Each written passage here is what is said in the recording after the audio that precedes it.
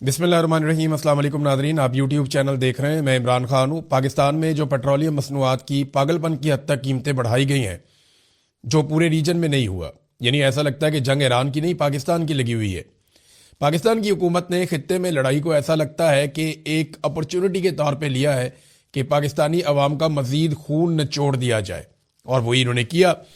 मिसाल के तौर पर इस वक्त जो तेल की असल कीमत है वो 158 रुपये है। शहबाज शरीफ अपने दौर में जब अपोजिशन में थे तो इमरान खान साहब के दौर में एक फार्मूला बताते थे कि सारे टैक्सेस ख़त्म करके अवाम को रिलीफ दिया जाए, और 70 से 80 रुपए लीटर पेट्रोल वो ये कहते थे कि बेचा जाए। उस वक्त आलमी मंडी में पेट्रोल की कीमत लगभग $120 के आसपास थी, और आज आलमी मंडी में पेट्रोल की कीमत $90 के आसपास है, यानी पहले से बहुत कम है, बहुत कम है। और अभी कुछ अर्सा पहले तक तो $60-65 थी, तो तब भी ये बहुत महंगा बेच रहे थे। तो ये बेच रहे हैं 336 रुपए का डीजल बेच रहे हैं 1 लीटर। असल कीमत जो है वो 158 रुपए है। बाकी जितना पैसा है लगभग $225 रुपया वो हुकूमत टैक्स ले रही है पेट्रोलियम मसनूआत के ऊपर। ये जो पेट्रोल पाकिस्तान में मौजूद है और जो इस वक्त बेचा जा रहा है और आइंदा चंद दिनों तक बेचा जाएगा, ये पेट्रोल पाकिस्तान ने बहुत कम कीमत पे हासिल किया है। इस पेट्रोल को महंगा नहीं बेचना चाहिए था। इसके ऊपर जो मुनाफाखोर मुनाफा कमाएंगे और हुकूमत के हवारी इससे जो पैसा बनाएंगे माफियाज, वो 113 अरब है। यानी अवाम को 113 अरब का चूना इन्होंने रातों रात लगा दिया। पहले पेट्रोल बेचना बंद कर दिया, पेट्रोल पंप बंद कर दिए, फिर हुकूमत ने एकदम से कीमत को 55 रुपए बढ़ा दिया। और अब जब अवाम ने अच्छी खासी इनकी क्लास ले ली है, इनके सारे पुराने बयानात निकाल कर अवाम दिखा रही है। कई हमारे ऐसे दानिश्वर हैं, कई ऐसे हमारे जर्नलिस्ट हैं, तज्जियाकार हैं, बहुत सारे टाउट्स हैं।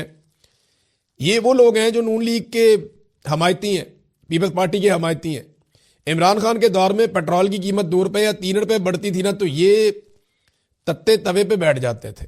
ये इतने बेचारे परेशान हो जाते थे कि इनकी छलांगे ही खत्म नहीं होती थी। ये नाच नाच के घुंघरू तोड़ देते थे कि जनाब पेट्रोल 2 रुपये महंगा हो गया, अवाम की कमर टूट गई। आज ये सारे चुप हैं, कोई बात करने के लिए तैयार नहीं है। मरियम नवाज के स्टेटमेंट हो या शहबाज शरीफ के या नवाज शरीफ के स्टेटमेंट हो या बाकी काबीना के स्टेटमेंट हो, हैरत अंगेज तौर पे ढिठाई और बेशर्मी इन्होंने ओढ़ी हुई है। पंजाब में जो झूठ बोलने की मिनिस्टर है, वो झूठ बोलने वाली एक मशीन है पंजाब में जिसको मिनिस्टर बनाया हुआ। कभी वो कहती है कि जहाज जो है वो कोई एयरलाइन बन रही है, कभी वो कहती है कि 800 रुपये का सूट आ गया है। वो लोग निकालते हैं, उसके ऊपर वेबसाइट्स के ऊपर चेक करते हैं तो वो तो लाखों रुपए की चीज़ें पहनती है, टिकटॉकर जो वजीर आला है। और ये मिनिस्टर जो है वो दिन रात जूते पॉलिश करने के चक्कर में, कभी जनाब जूतों का झूठ, कभी सहाफ़ी ने जनाब ये झूठ बोला हुआ है उसको पकड़ के अंदर कर दिया, कभी बच्चा गटर में गिर गया, माँ और बच्ची गटर में गिर गया, वो झूठ बोलना नहीं, ऐसा वाकई नहीं हुआ। हर चीज़ के ऊपर झूठ बोल बोल के, जहाज वाला भी झूठ बोल के। अब क्या ये वजीर आजम ने ना लेवी कम कर दी है, यानी अवाम पे बोझ मुंतकिल किया, वजीर आजम ने लेवी कम कर दिया। और भाई लेवी 20 रुपए मजीद बढ़ा दी है गैर जरूरी तौर पे, लेवी भी बढ़ा दी है। पेट्रोल की कीमत तो बढ़ाई है, लेवी भी साथ बढ़ा दी है 20 रुपए। ये इन्होंने पाकिस्तान के साथ किया। मट्टी के तेल की क्या हालत की है जरा ये भी आप देख लें। ऐसा नहीं है कि खाली इन्होंने पेट्रोल की कीमत जो है वो बढ़ाई है और डीजल की कीमत बढ़ाई है। जो सबसे बड़ी डकैती मारी है वो तो मट्टी के तेल में सीधा सीधा 130 रुपए फी लीटर का इजाफा कर दिया इन्होंने। ये आम आदमी, गरीब आदमी इस्तेमाल करता है। ये वो पाकिस्तानी मट्टी का तेल इस्तेमाल करते हैं जिनके घर में गैस नहीं आती। गैस तो आती है ना अशराफिया के घरों में, गैस तो आती है बड़े बड़े शहरों में, गैस तो आती है जहां पे हुक्मरान क्लास रहती है। ये जो गरीब बेचारे गांव देहातों में रहने वाले लोग हैं वो तो मट्टी के तेल पे गुजारा करते हैं। तो मट्टी के तेल जो गरीब आदमी का फ्यूल है और उसके घर के किचन में काम आता है, मट्टी के तेल के ऊपर सीधा सीधा 130 रुपए फी लीटर इजाफा कर दिया इन्होंने। ये पाकिस्तान के साथ कर रहे हैं। ये जरा एक तस्वीर देखें नाजरीन, ये तस्वीर जो है ना ये सारी कहानी आपको बता रही है। एक तरफ इमरान खान का फोटो है, एक तरफ शहबाज शरीफ का फोटो है, और शहबाज शरीफ की जगह आसिम मुनीर साहब का फोटो होना चाहिए था, साथ जनरल बाजवा का होना चाहिए था, क्योंकि इक्तदार में तो ये लोग हैं, ये तो बेचारे अर्दली हैं। चलें फिर भी एक तरफ इमरान खान और एक तरफ शहबाज शरीफ। इमरान खान के दौर में आलमी मार्केट में $120 फी बैरल से महंगा पेट्रोल था, जिसे इमरान खान 150 रुपए फी लीटर बेच रहा था, ये लिखा हुआ है। जबकि शहबाज शरीफ के दौर में $80 फी बैरल पेट्रोल है, जिसे शहबाज शरीफ 321 रुपए, वैसे 322 ही बनता है राउंड फिगर करें तो, 321 रुपए फी लीटर बेच रहा है। देखें कितना फर्क है दोनों में। और ये तस्वीर पूरी कहानी सुना रही। अब इन्होंने ना तवज्जो हटाने के लिए एक नया काम डाल दिया। तवज्जो हटाने के लिए करते क्या है कि कोई ना कोई केस खोल के कोई ना कोई डाइवर्जन डाल देते हैं। तो इन्होंने पाकिस्तान तहरीके इंसाफ के लोगों को 9 मई के अंदर एक दफा फिर सजाएं सुनाना शुरू कर दी है। ले दे के ना आसिम मुनीर रजीम के पास छुपने की एक ही चीज बचती है, और वो 9 मई। पीटीआई कहती है कि वो एक फॉल्स फ्लैग ऑपरेशन था, उसमें हमने कुछ नहीं किया, बल्कि सीसीटीवी फुटेज भी गायब कर दी गई, सिक्योरिटी भी वहां से हटा दी गई, और प्लानिंग के जरिए से 9 मई करवाया गया। अब पीटीआई का ये कहना है कि हमारे साथ ज्यादती करते हैं, हर दफा 9 मई ले आते हैं, तो जब भी ये कुछ बुरा करते हैं या जब भी इनसे कुछ बुरा हो जाता है, ये फौरी तौर पे 9 मई के पीछे छुप जाते हैं। अब इन्होंने किया ये कि 9 मई के मुकदमात का एक मरतबा फिर फैसला सुनाना शुरू कर दिया, सजाएं सुनाना शुरू कर दी कि जनाब 9 मई के अंदर बड़ा जुल्म हुआ, ज्यादती हुई। अब ये देखें सजाएं, देखें, अब चेक करें।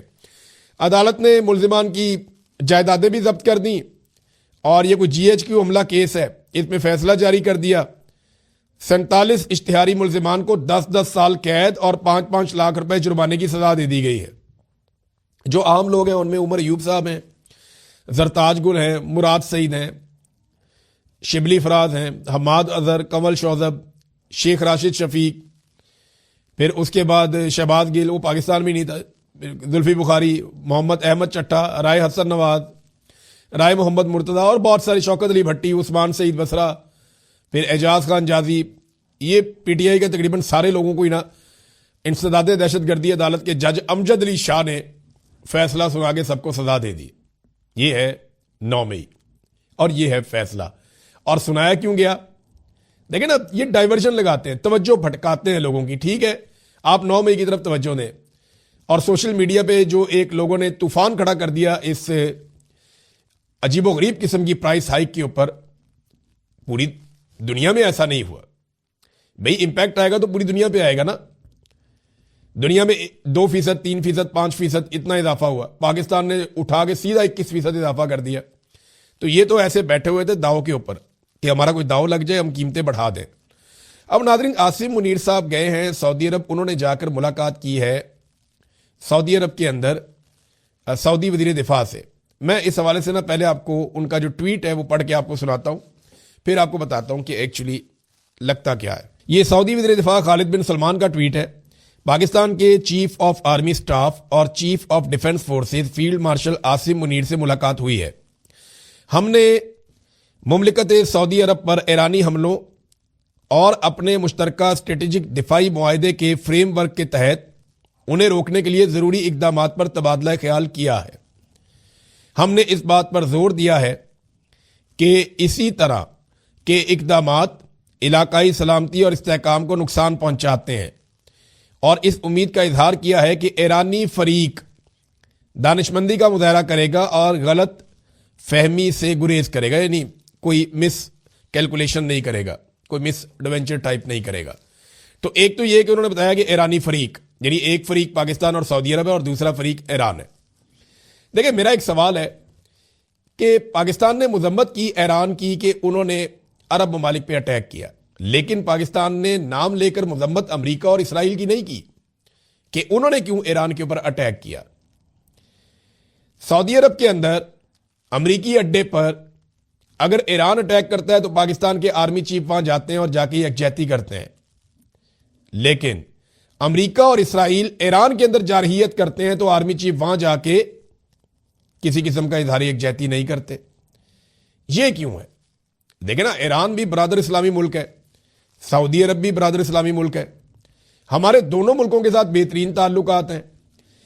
ईरान के ऊपर भरपूर बमबारी हो रही है, ईरान के शहरी मारे जा रहे हैं, लगभग 1200-1300 बंदा ईरान का मारा गया, उनका सुप्रीम लीडर जो है उन्हें शहीद कर दिया गया, बेशुमार नुकसान हुआ। लेकिन इसके बावजूद ईरान के साथ ना इजहार यकजहती किया आर्मी चीफ ने, ना ईरान का दौरा किया, ना उन्होंने अमेरिका और इसराइल के खिलाफ कोई स्टेटमेंट जारी करवाया। लेकिन वहां ईरान ने अमेरिकी अड्डों पे حملہ کیا گلف ممالک میں تو آرمی چیف گئے اور سعودی وزیر دفاع کے ساتھ بیٹھ کے ایک فریق کے طور پہ انہوں نے اپنے آپ کو پیش کیا کہ ایران ایک فریق ہے اور ہم دوسرا فریق ہے. اس کا مطلب آپ سمجھ رہے ہیں. اب ایران نے اس موقع پر ایک حکمت عملی کی ہے, وہ میں پہلے آپ کے سامنے رکھ دیتا ہوں تاکہ آپ کو آئیڈیا ہو کہ معاملہ جا کہاں پہ رہا ہے, کیونکہ ڈونلڈ ٹرمپ کا ایک دعویٰ سامنے آیا. پہلے ڈونلڈ ٹرمپ کا دعویٰ آپ کو بتاتے ہیں. ڈونلڈ ٹرمپ نے کہا کہ ایران جسے بری طرح مارا جا رہا ہے اس نے معافی مانگ لی ہے اور اپنے مشرق وسطیٰ کے پڑوسیوں کے سامنے ہتھیار ڈال دیے ہیں اور وعدہ کیا ہے کہ وہ ان پر مزید گولیاں نہیں چلائے گا یا مزید ان کے اوپر حملہ نہیں کرے گا. یہ وعدہ صرف امریکی اور اسرائیلی حملوں کی وجہ سے کیا گیا ہے. وہ مشرق وسطیٰ پر قبضہ کرنے اور حکومت کرنے کے در پہ تھا. یہ پہلا موقع ہے کہ ایران ہزاروں سال میں مشرق وسطیٰ کے آس پاس کے ممالک سے ہارا ہے. انہوں نے کہا, یعنی ان ممالک نے ہمیں کہا کہ شکریہ صدر ٹرمپ. تو میں نے کہا یو آر ویلکم. ایران اب مشرق وسطیٰ کا بدماش نہیں رہا, بلکہ وہ مشرق وسطیٰ میں ہار چکا ہے. ہی از اے لوزر, اور کئی دہائیوں تک وہ رہے گا, لوزر ہی رہے گا جب تک کہ وہ ہتھیار ڈال نہیں دیتے یا زیادہ امکان ہے کہ مکمل طور پر تباہ نہیں ہو جاتے. آج ایران کو بہت زیادہ نقصان پہنچے گا. ایران کے برے رویے کی وجہ سے مکمل تباہی اور یقینی موت کے بارے میں سنجیدگی سے غور کیا جا رہا ہے. ایسے علاقے اور لوگوں کے گروہ ایسے ہیں جنہیں اس وقت تک نشانہ بنانے پر غور نہیں کیا گیا تھا, جنہیں اب نشانہ بنایا جائے گا. ڈونلڈ ٹرمپ نے دھمکی بھی لگائی اور یہ بھی کہا کہ ایران نے معافی مانگ لی ہے, اور وہ اس لیے مانگی کہ بہت زیادہ امریکہ اور اسرائیل ایران کو مار رہے ہیں اور اربوں نے ہمارا شکریہ ادا کیا ہے. یہ ڈونلڈ ٹرمپ کا سٹیٹمنٹ ہے. اب ذرا دیکھتے ہیں کہ ڈونلڈ ٹرمپ کا یہ سٹیٹمنٹ جس بنیاد پہ ہے وہ بنیاد کیا ہے. بنیاد یہ ہے کہ ایرانی صدر نے اپنے عرب ممالک کو مخاطب کیا ہے اور ان سے بات کی ہے میڈیا کے ذریعے سے. ایرانی صدر نے کہا کہ مشرق وسطیٰ میں جن ممالک میں امریکی اڈے ہیں وہ اس بات پر قائم ہیں کہ انہوں نے ان اڈوں کو ایران کے خلاف حملوں کے لیے استعمال کرنے کی اجازت نہیں دی. پھر انہوں نے کہا کہ جناب جو خلیجی ممالک جہاں پہ امریکی اڈے ہیں وہ اس بات کو یقینی بنائیں کہ ان کی سرزمین سے ایران کے اوپر حملہ نہ کیا جائے, اور ایران بھی جوابی طور پہ ان اڈوں پہ حملہ نہیں کرے گا. وہ یہ کہتے ہیں کہ ایران نے ہمیشہ کوشش کی ہے امن کے لیے, مذاکرات کے لیے, بڑی لمبی چوڑی انہوں نے بات چیت کی, لیکن انہوں نے کہا کہ پڑوسی ممالک پر حملہ ہم نہیں کریں گے جب تک کہ وہاں سے